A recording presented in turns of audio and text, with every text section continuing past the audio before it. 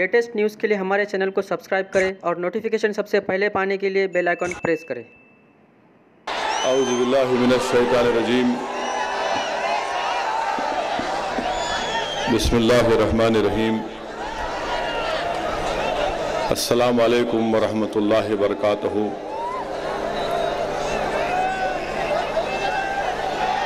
Dice पर तशरीफ फरमा मेरे बड़े भाई एडवोकेट बाला साहिब अम्बेडकर साहब, हमारी पार्टी के ज़िले नांदेड़ के सदर मोहतरम जनाब फेरोज़ लाला साहब, रुकन असम्बली औरंगाबाद मोहतरम जनाब इम्तियाज़ जलील साहब, साबिक़ा MLA हरिभाऊ भाड़े साहब, नांदेड़ के लोकसभा के वंचित बहुजन आघाड़ी के उम्मीदवार डॉक्टर प्रोफेसर यशपाल बिंगे साहब, अमित भाई साहब, डॉक्टर संगारत्ना कुरे साहब, मोहन राठौड़ साहब, शिवाजी गेडेवाद साहब, बालाजी खिरदे पाटिल साहब, शिवानंद हैबतपुरे साहब, नांदेड़ शहर के MIM के सदर, मेरे पार्टी के रुफ़क़ा, निज़ामाबाद भैंसा से मेरे मजलिसी रुफ़क़ा तशरीफ़ लाए, अज़ीज़ान मिल्लत, हाज़रीन इकराम, मैं आप तमाम का शुक्रिया अदा करता हूँ कि आज आपने मोहतरम जनाब एडवोकेट बाला साहिब अम्बेडकर साहब के इस जलसे को आपकी शिरकत ने ना सिर्फ कामयाब किया, बल्कि मैं समझता हूँ कि मराठवाड़ा के इस इलाके से आज यहाँ पर हज़ारों की तादाद में आपकी मौजूदगी यकीनन उन तमाम सियासी पार्टियों को एक पैगाम दे रही है, उनको समझा रही है, उनको ख्वाब गफलत से बेदार कर रही है, उनको ये पैगाम दिया जा रहा है कि अब महाराष्ट्र का दलित, मुसलमान और OBC अब उन सियासी पार्टियों का साथ देने के लिए तैयार नहीं है जिन्होंने 70 साल से दलितों का इस्तेसाल किया, जिन्होंने 70 साल से मुसलमानों को डरा डरा कर उनका वोट हासिल किया, जिन्होंने 70 साल से OBC समाज को सिर्फ झूठे वादे कर कर उनका इस्तेसाल किया, उनको इस्तेमाल किया। महाराष्ट्र की गरीब आवाम, महाराष्ट्र की बहुजन समाज जो हमेशा अपने आप से एक सवाल करती थी कि क्या कोई एक ऐसा विकल्प है, क्या कोई एक ऐसा मुतबादिल है, क्या कोई ऐसा एक ऑल्टरनेटिव है जो दलित, मुसलमान और OBC समाज के मसाइल को हल कर सके, जो हमारी आवाज़ को बेबाक तरीके से महाराष्ट्र की विधानसभा में उठा सके।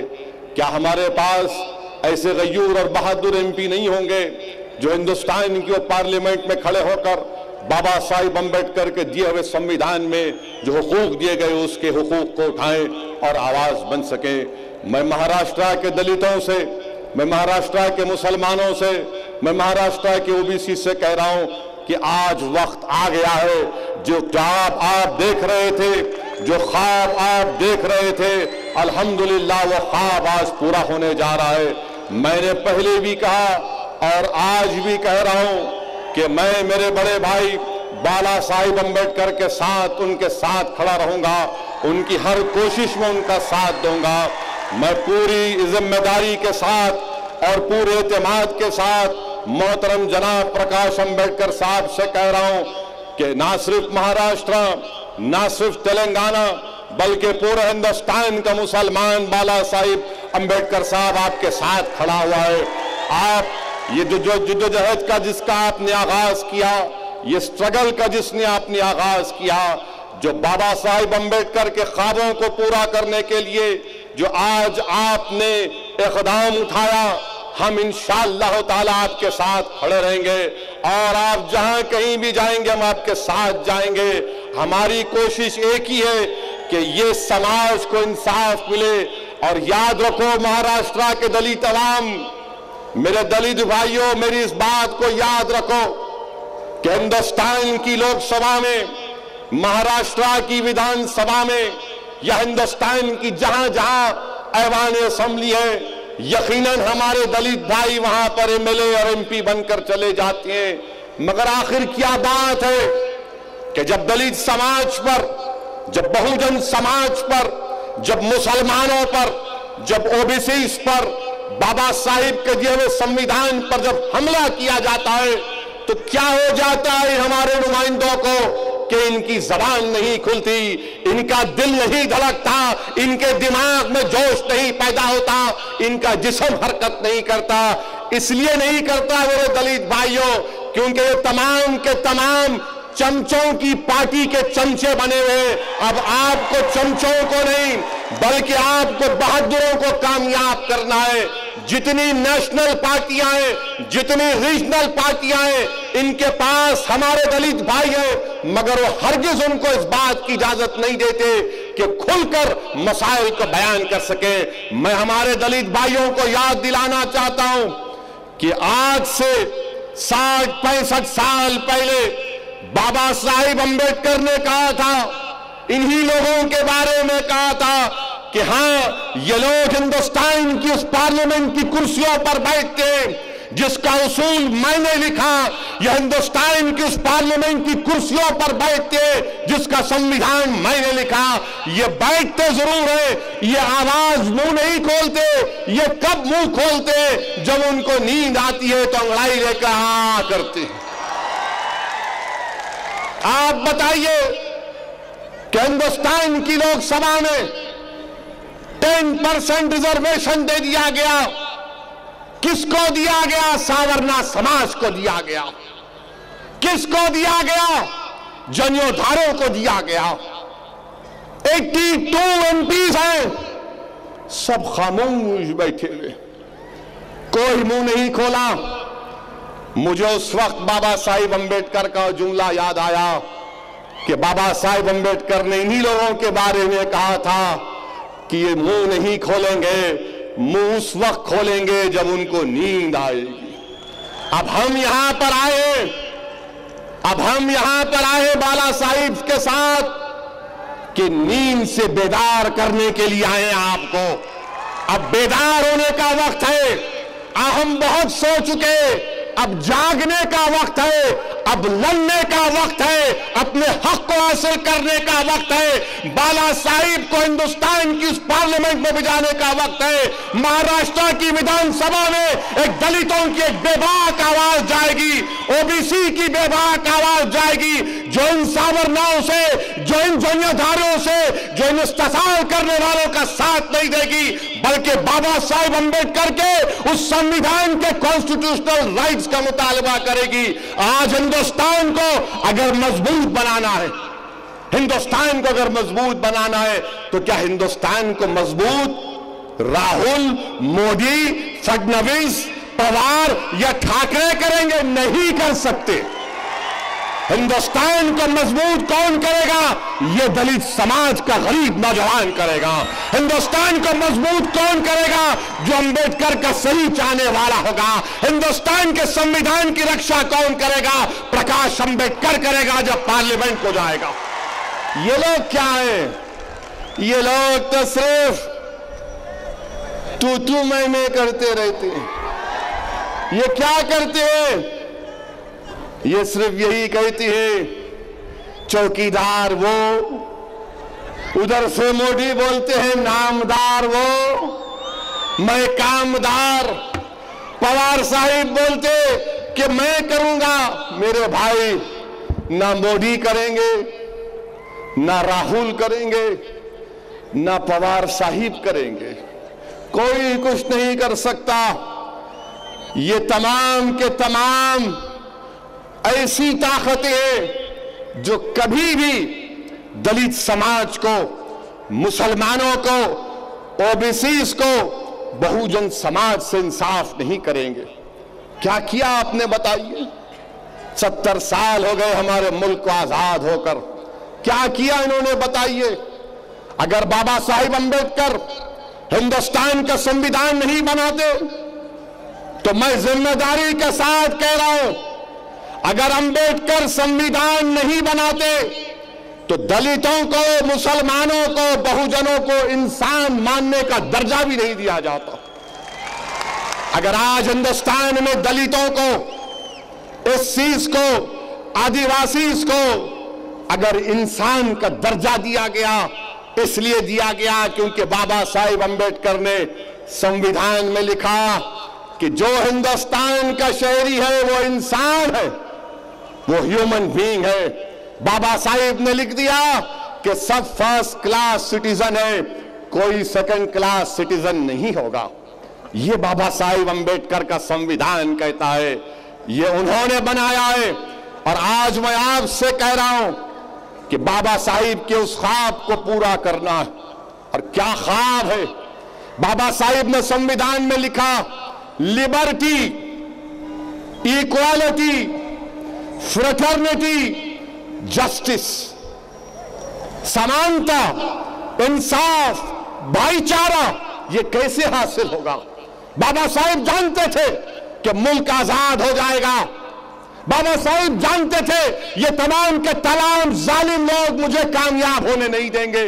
इसीलिए बाबा साहिब अम्बेडकर ने संविधान में लिख दिया कि समानता को हासिल करो, भाईचारे को हासिल करो, इंसाफ के लिए लड़ो, आजादी के लिए लड़ो। कि मैं आपसे आज पूछना चाहता हूं, क्या आप तैयार हैं बाबा साहिब अम्बेडकर के इस ख्वाब को पूरा करने के लिए? क्या आप आजादी चाहते हैं? किससे आजादी चाहते हैं? हम आजादी चाहते हैं मोदी से, हम आजादी चाहते हैं राहुल से, हम आजादी चाहते हैं पवार से, हम आजादी चाहते हैं ठाकरे से, हम आजादी चाहते हैं फडणवीस से, हम तमाम जुल्म करने वालों से आजादी चाहते हैं। क्या आप तैयार हैं? तो आजादी मिलेगी आपको। और मेरे भाई, सिर्फ नारा मत लगाओ कि बाला साहिब अब आगे बढ़ो, हम तुम्हारे साथ।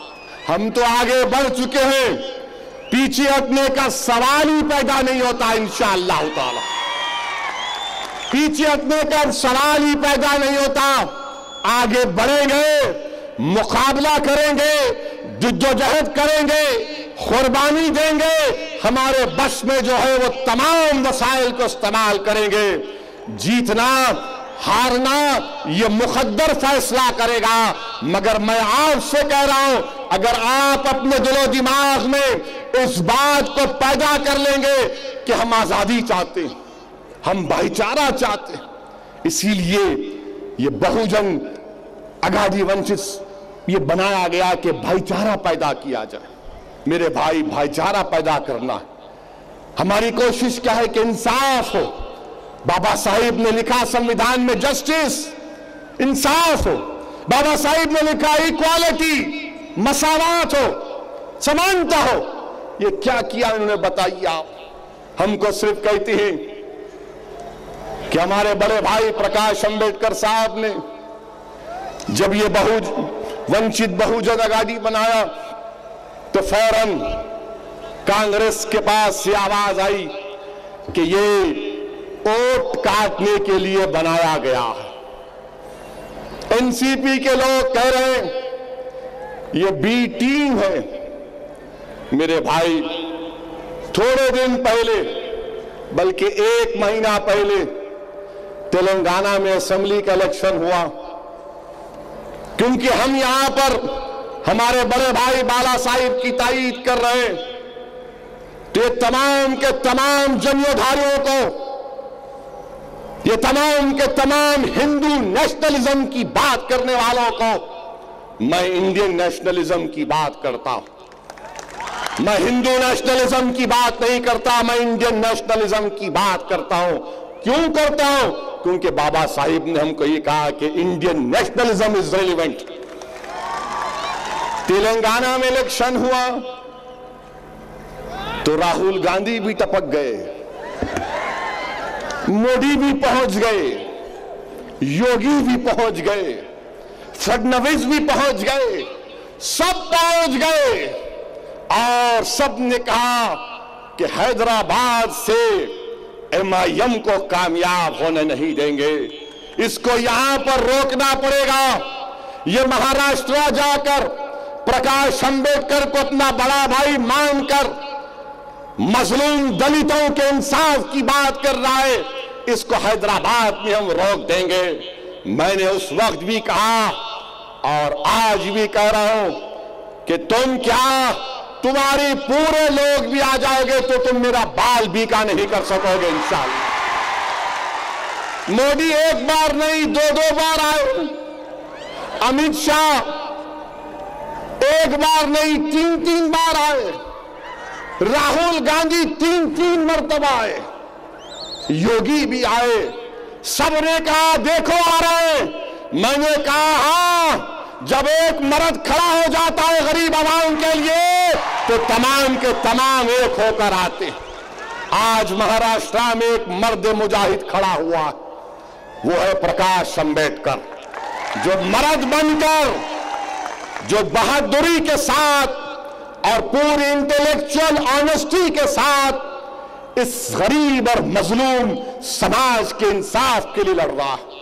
इसमें हमारा कोई जाती मफाद नहीं, हम यही चाहते हैं कि इंसाफ मिले।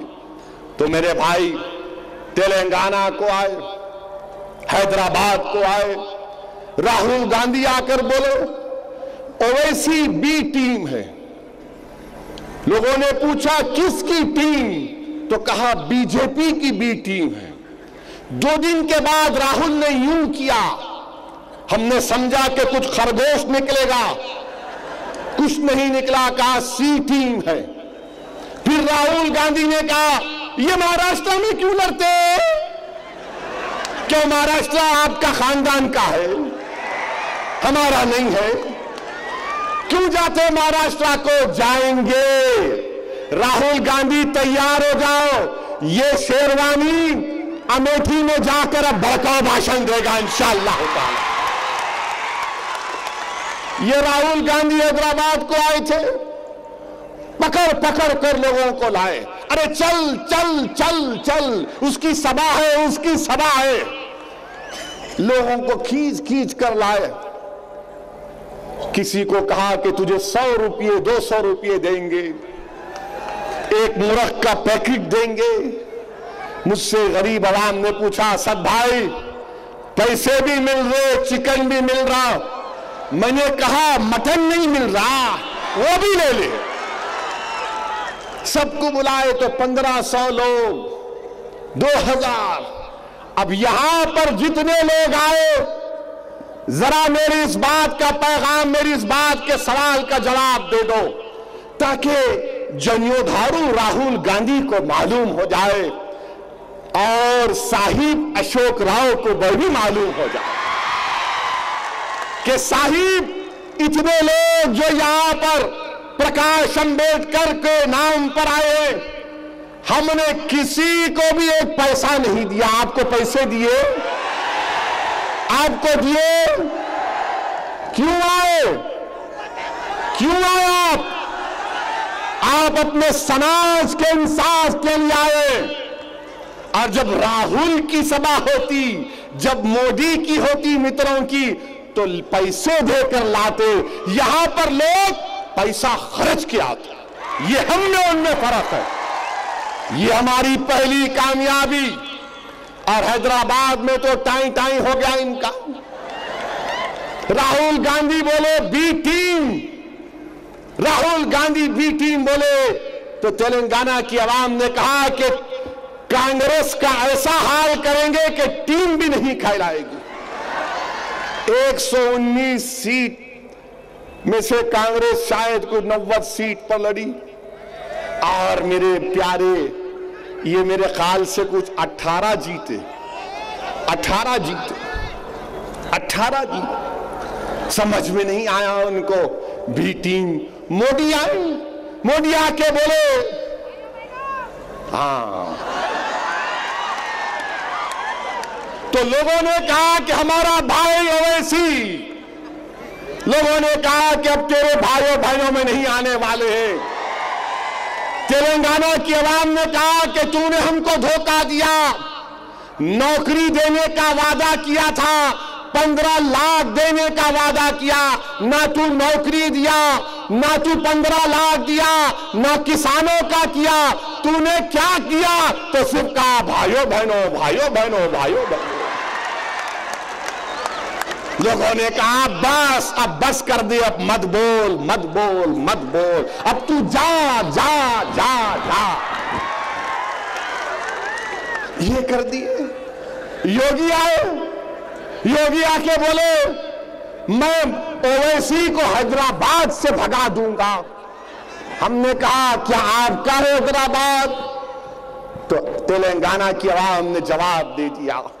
मेरे भाई याद रखिए इस बात को कि बाबा साहिब अंबेडकर ने हमको कह दिया, संविधान बनाकर कह दिया कि तुम पैदा नहीं किए गए हो कि सिर्फ शर्मा, द्विवेदी, फडणवीस, राहुल गांधी, मोदी, पवार और ठाकरे को वोट दो। मेरे भाई तुम वोट देते आए, आज तुमको अपने आप को वोट देना है। यहां पर हमारे भाई यशपाल को वोट देने का है। क्या आप देंगे यशपाल को वोट लोकसभा में? जरा जोरदार हाथ उठाकर कहिए क्या आप देंगे? क्या नांदेड़ का मुसलमान देगा? क्या नांदेड़ का मुसलमान देगा? अगर देगा तो नारा लगाओ मेरे साथ, नारे तकबीर। क्या नांदेड़ का एससी समाज देगा? तो बोलो जय भीम। क्या ओबीसी समाज देगा? तो हो गया काम। आप मैं आने के बाद मालूम हुआ कि अशोक राव साहब बात करें कि मेरे पीछे पड़े रहते। क्यों पीछे पड़ते नहीं मालूम। मैं दिखता हूं क्या? मर्द को और नहीं दिखता? नहीं वो ऐसा वो कम्युनल, इनू कम्युनल। अशोक राव साहब 11 तारीख दिसंबर को 10 की रात को अगर मैं बोलूं, एक दिन पहले तेलंगाना के काउंटिंग से पहले तुम्हारे पार्टी के तुम्हारे से बड़े बड़े लीडर क्या बोल रहे थे? ओवैसी मदद करोगे क्या? आज आप हमको कम्युनल बोल रहे हैं।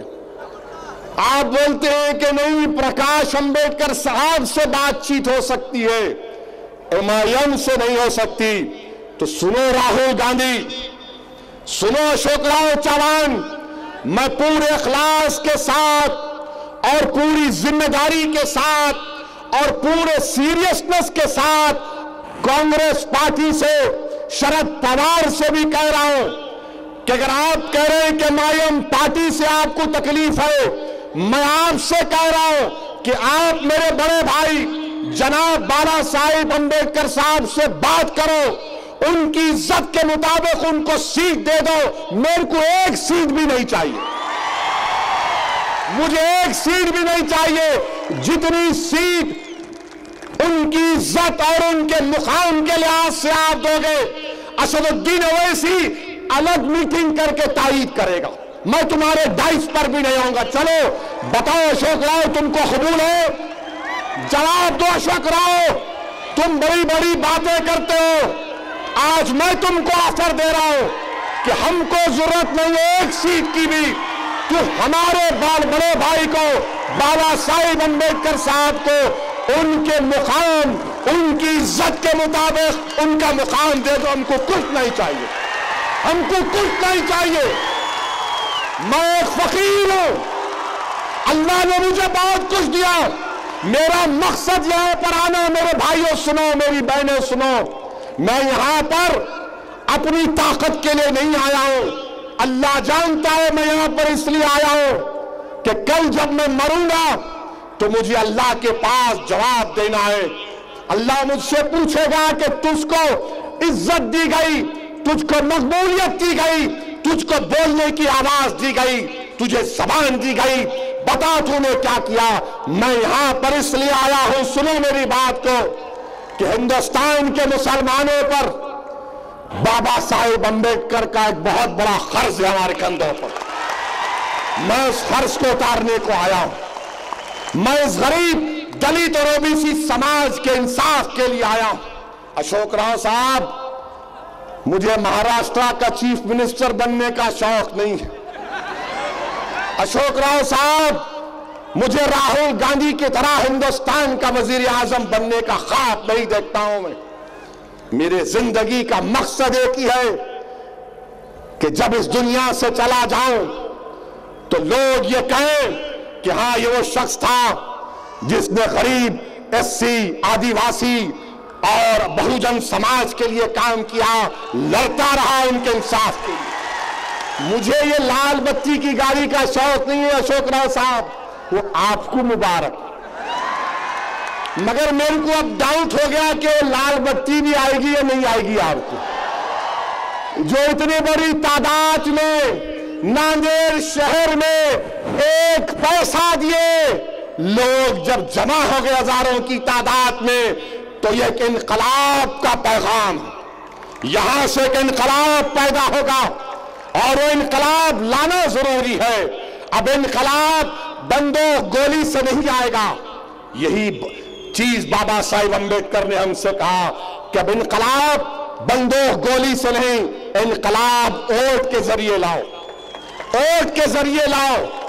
ये लोग क्या बोलते, ये जन्नतदारों, ये हिंदू नेशनलिस्ट कहने वाले, ये हमसे कहते हैं कि वोट के जरिए नहीं, तुम हमको गुलामी करो, और हम आपसे कह रहे कि गुलामी नहीं करेंगे।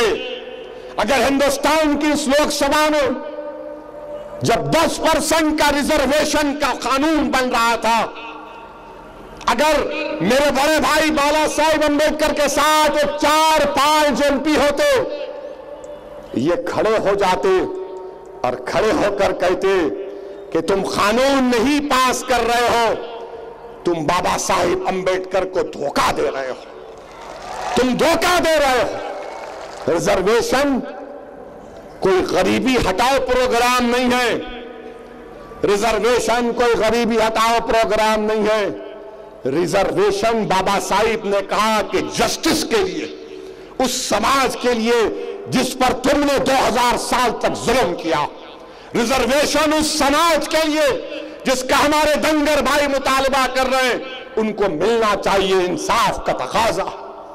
और फिर ये बोलते कि नहीं, मजहब के नाम पर मुसलमान को नहीं मिल सकता। अरे मैं मजहब के नाम पर नहीं कह रहा हूं, मैं मेरे सोशल और एजुकेशनल बैकवर्डनेस के नाम पर, बॉम्बे की हाईकोर्ट ने कहा कि महाराष्ट्र के मुसलमानों को उसमें जो 50 जाते हैं उनको मिलना चाहिए, आप नहीं देते। इंदिरा सानी ने कहा था, सुप्रीम कोर्ट के जजमेंट ने कहा था कि अगर पूरा समाज बैकवर्ड है तो उसको रिजर्वेशन मिल सकता। मेरे भाई धोखा दे रहे हैं, ये बीजेपी और कांग्रेस धोखा दे रहे हैं। ये कभी भी नहीं चाहते कि एससी, एसटी, ये मुसलमान, हमारे ओबीसी, हमारे दंगर भाई से इंसाफ हो। ये सिर्फ यही चाहते हैं इनका वोट लो, वोट लो, वोट लो और राज करो। अब नहीं चलेगा, वोट भी हमारा होगा और राज भी हमारा होगा इंशाअल्लाह ताला। वोट हमारी ताकत है। और जो लोग बोल रहे हैं आपसे, ये ओवैसी आकर भड़काऊ भाषण देकर वोट को काटेगा, प्रकाश अम्बेडकर वोट काटेंगे, याद रखो, अगर तुम इस तरह की सोच से मुतासिर हो जाओगे तो तुम बाबा साहेब अम्बेडकर के दोस्त नहीं, तुम दुश्मनी कर रहे हो। अगर तुम बाबा साहेब अम्बेडकर को मानने वाले हो तो दो अपने आप को वोट, प्रकाश अम्बेडकर को नहीं, मेरे भाई यशपाल को नहीं, अपने आप को दो। तुमने 70 साल नेहरू परिवार को दिया, तुमने 30 साल पवार परिवार को दिया, तुमने 40 साल ठाकरे परिवार को दिया। अरे महाराष्ट्र के मेरे एससी भाइयों, मेरे महाराष्ट्र के आदिवासी भाइयों, मेरे महाराष्ट्र के दंगर भाइयों, मेरे महाराष्ट्र के मुसलमानों, क्या तुमने कभी अपने आप को वोट दिया? सोचो, अपने दिल पर जोर डालकर सोचो। घर को जाओ, घर में बैठकर सोचो कि क्या मैंने वोट दिया अपने आप को? तुमने अपने आप को वोट नहीं दिया। अगर आज किसी एक दलित औरत की इज्जत लूटी जाती है, सुनो मेरे सी भाइयों, हिंदुस्तान में, हमारे वतन अजीज में रोज 4 दलित औरतों की रेप होता है। तुमने किसको वोट दिया? पूछो। तुमने रेप करने वालों का साथ दिया। आज आपसे कह रहा हूं, अगर अपनी बहनों को, अपनी बेटियों को बचाना है, अपने दलित नौजवानों के मुस्तकबिल को, फ्यूचर को बचाना है, दंगल समाज के गैयूर नौजवानों, तुम्हारे हाथ में लकड़ी है तो वो लकड़ी बकरियों के लिए नहीं है, वो लकड़ी संविधान के हक के लिए इस्तेमाल करने का वक्त आया। इस लकड़ी को बताओ और बोलो, ये लकड़ी है। क्यों है? क्योंकि हमारी ताकत। मैं मुसलमानों से कह रहा हूं, कब तक तुम ये कांग्रेस की धोखेबाजों में आते रहो? ये कब तक तुम कांग्रेस के दिल फरेब बातों में आते रहोगे? नहीं, अब उन्हीं है ना, कहां है हमारे पास? अरे तुम्हारे सामने इतना लंबा चौड़ा आदमी खड़ा है, तुम्हारे सामने तुम्हारा गुलाम खड़ा है, तुम्हारे सामने ऐसा शख्स खड़ा है जिसको अहदाओं की जरूरत नहीं है, जिसको लाल बत्ती की गाड़ी का ख्वाब नहीं है, जी मेरी नीयत में नहीं है। मेरी जिंदगी मकसद ये है कि गरीब से इंसाफ हो, और तकारीर से नहीं होगा, नारों से नहीं होगा, वो वोट से होगा। अगर वोट इस्तेमाल करोगे, अपनी पार्टी के हक में इस्तेमाल करोगे, तो फिर वो इंसाफ होगा। वरना याद रखो, ये जो मासूम बच्चे 12-13 साल के हैं, ये कल जब 20-22 साल के हो जाएंगे, ये तुमसे पूछेंगे कि बता मां, बताओ अम्मी, बताओ पिताजी, बताओ अब्बा, आपने हमारे लिए क्या किया? तुम क्या जवाब दोगे इन बच्चों को? अगर इनका मुस्तकबिल अच्छा करना चाहते हो तो फिर आपको बदलाव लाना पड़ेगा। डरने घबराने की जरूरत नहीं है। ये 10% का जुमला नरेंद्र मोदी दिए। हम हिंदुस्तान के प्रधानमंत्री से जानना चाहते हैं, हम मित्रों से पूछना चाहते हैं, मिस्टर प्राइम मिनिस्टर, क्या ये बात सच नहीं है कि हिंदुस्तान में 40 सेंट्रल यूनिवर्सिटीज हैं, 40, और उसमें कितने ओबीसी के पोस्ट हैं? 27% रिजर्वेशन। कितने ओबीसी के पोस्ट हैं? तो मालूम हुआ सिर्फ 14%। जो ओबीसी लीडर कांग्रेस में है, बीजेपी में है, शिवसेना में है, पवार फैमिली में है, आप बताओ। ये पूरे 40 सेंट्रल यूनिवर्सिटीज में असिस्टेंट प्रोफेसर ओबीसी के 14%, 1125 प्रोफेसर हैं। कितने शेड्यूल कास्ट हैं? खाली 39 है। आप बोलो इंसाफ है? ये शेड्यूल ट्राइब खाली 8 है। 1125 प्रोफेसर हैं 40 सेंट्रल यूनिवर्सिटी में, और हिंदुस्तान के वजीर आजम बोल रहे मैं करूंगा इंसाफ, सबका साथ सबका विकास। है तेरा सबका साथ सबका विकास। फिर एसोसिएट प्रोफेसर 2620 पोस्ट, खाली 130 शेड्यूल कास्ट 4.96, शेड्यूल ट्राइब 1.3। क्या सबका साथ सबका विकास है मोदी? Assistant professor 7740।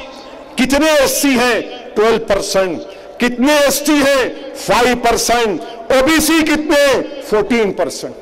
और आप 10% दे रहे हो उन लोगों को जिनके ऊपर कभी ऑपरेशन नहीं हुआ, जिनको ऊपर कभी जुल्म नहीं हुआ।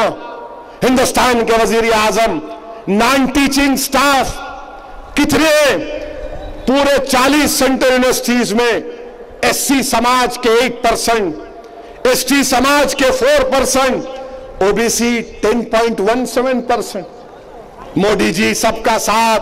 मोदी जी आप सावरना समाज को 10% दे रहे हो, क्या इन पर कभी जुल्म हुआ? मैं जब आ रहा था तो थाने में सीवरेज ट्रीटमेंट प्लांट में 4 दलित बच्चे सीवरेज साफ कर रहे थे, गैस उनके मुंह में गई, मर गए।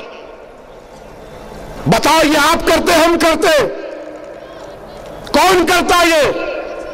आपकी गंदगी हम साफ करते हैं और आप 10%? बताइए आप कौन सा इंसाफ है ये?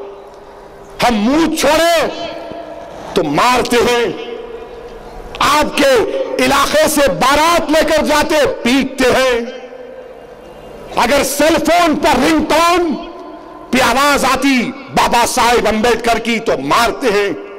ये कौन सा इंसाफ है तुम्हारा? मेरे भाई, जुल्म की एक लंबी दास्तान है। मेरी मां और बहनों, जुल्म की एक लंबी दास्तान है। मैं आपसे सिर्फ ये गुजारिश करने आया हूं कि अब तो बेदार हो जाओ, अब बेदार हो जाओ। ये जो मेरे बड़े भाई प्रकाश अंबेडकर साहब ने वंचित बहुजन अघाड़ी बनाया है, ये ऑर्गेनिक गठबंधन है। ऑर्गेनिक है, इसमें फर्टिलाइजर नहीं है, इसमें केमिकल नहीं है, ये ऑर्गेनिक है। और हमसे ज्यादा कोई ऑर्गेनिक नहीं हो सकता। वो तमाम के तमाम मिलावट के हैं, मिलावट के हैं। अभी आपने सुना हमारे एक भाई ने स्पीच दिया कि कैसे करप्शन के मामले में भी नाइंसाफी। जब कांग्रेस एनसीपी की सरकार थी तो सबने मलाई लूट कर खाया, जब मलाई खत्म हुई तो दही खा लिए, जब दही खत्म हुई तो दूध पी लिए, जब दूध खत्म हो गया तो भैंस को लूट कर भगा कर लेकर गए,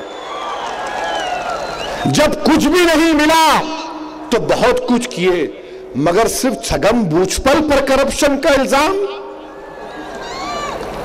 सिर्फ छगन भुजबल पर। क्या साहिब के खानदान के भतीजे दूध के दूल्हे हैं? वो कुछ नहीं, वो खाली चके यूं करे। छगन भुजबल 2-2 साल जेल में, ये नाइंसाफी है मेरे भाई। हम उम्मीद करते हैं कि छगन भुजबल भी अब समझ गए होंगे। समझ गए तो अच्छा है, वरना याद रखिए आप, ये लोग सिर्फ हमको हमारा वोट हासिल करने के लिए, नुकसान पहुंचाने के लिए आ रहे हैं। मैं आपसे ये गुजारिश करने के लिए खड़ा हुआ, मैं आपसे सिर्फ ये बोलने के लिए खड़ा हूं कि एक मौका आपको प्रकाश अंबेडकर साहब को देना,